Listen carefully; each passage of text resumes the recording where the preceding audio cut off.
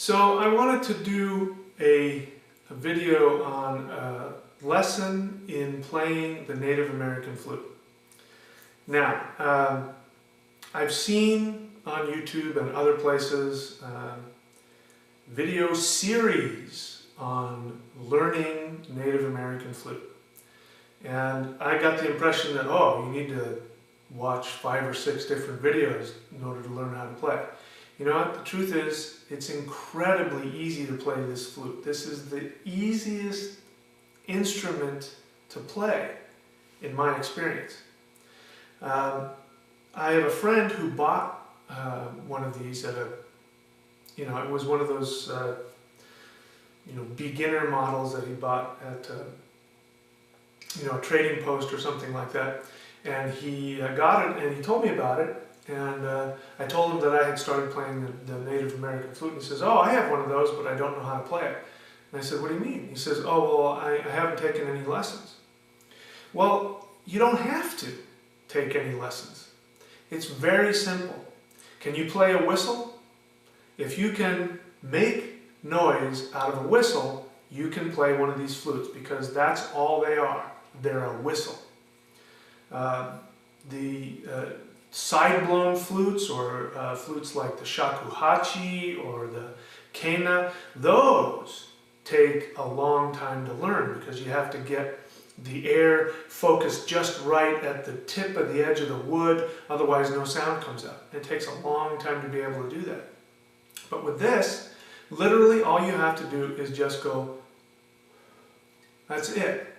I'll show you. I'm not putting my fingers over any of the holes. That's it.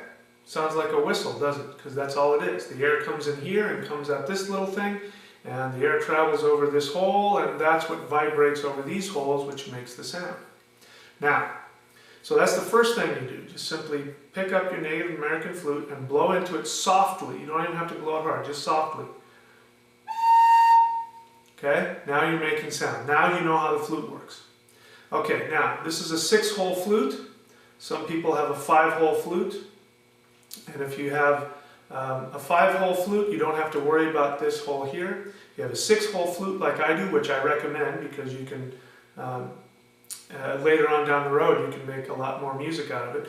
And you don't want to worry about it, you can just simply tie a piece of leather over it, or anything. But you don't even need that. You can just take your finger and hold it over the hole.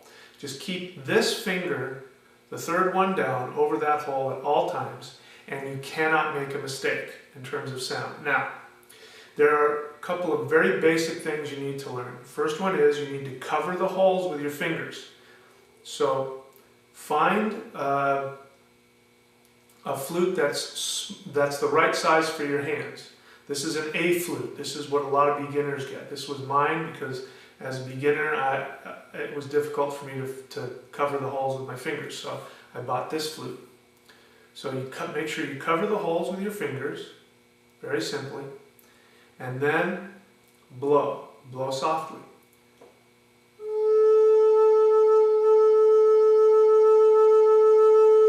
Okay, that's the first thing you should do. Just practice that for a little bit. Now, once you've got that and you can make the sound, and you know how much pressure to put on, now you're ready to start actually making some music. Now, the great thing about the modern Native American flutes is that they're tuned to what's called a minor pentatonic scale. And that means that any note you play in any order sounds good. You cannot make a mistake, literally. So as long as you keep this third hole covered, doesn't matter what you do, it's going to sound good. I'll give you an example. Now all I'm going to do is simply go up and down the scale. Okay? So if I do it just one at a time, it sounds like this.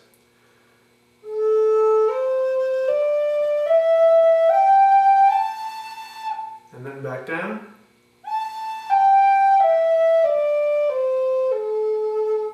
Okay?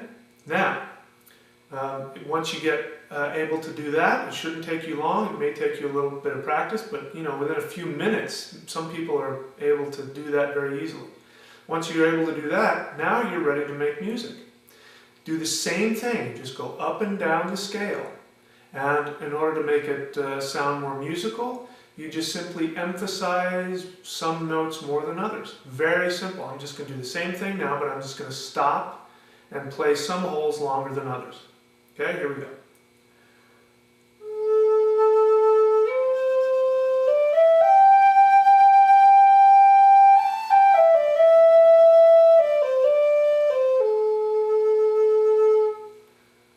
There you go, you're making music now. And all I did was just go up and down. Literally, that's all you do. From now on, I want you to listen to Native American flute songs by well-known artists, and you're going to hear that's all they're doing. They're going up and down. And the great thing about it is that you play around with the notes, and then when you want to bring it back to finality, a sense of peace, you come back to the end. Listen, you're going to hear. When I come back to the end, it's going to feel like, yeah.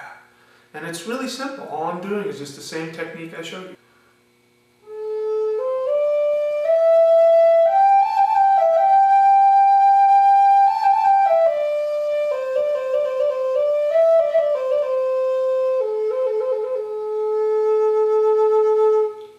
Did you hear that? How when I got back to the end, it was like, yeah.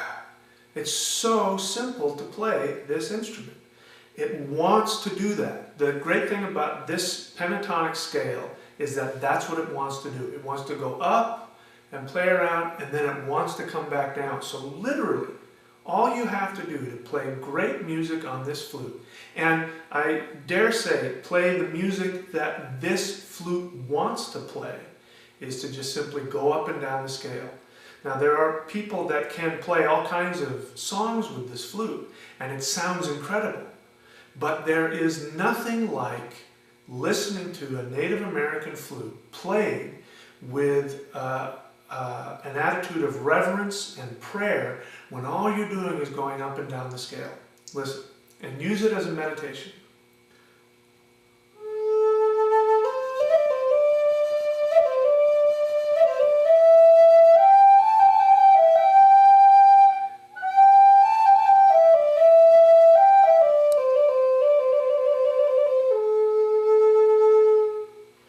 So you see, there I did the same thing. I just went up and down the scale. That's all I did. I spent more time on some notes than others. I did this thing, which is just literally lifting up and down my finger. Okay? It sounds really fancy, but it's just very simple. I go up all the way, up, and then two notes at one time, but it's just the same thing, up and down the scale. So, there you go. The only other thing you need to know is that from the moisture of your breath, this chamber can get filled with moisture. So every now and then what you want to do is you want to hold on to the block, make sure nobody's around that you don't, so you don't hurt them, and shake it out towards the ground. And that will get rid of the excess moisture, make sure the block is back where it needs to be, keep playing. So there it is.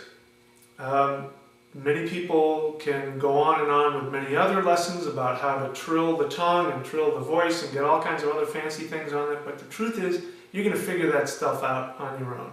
I mean, it's just natural. It's going to come to you naturally. Just keep playing and you'll find it.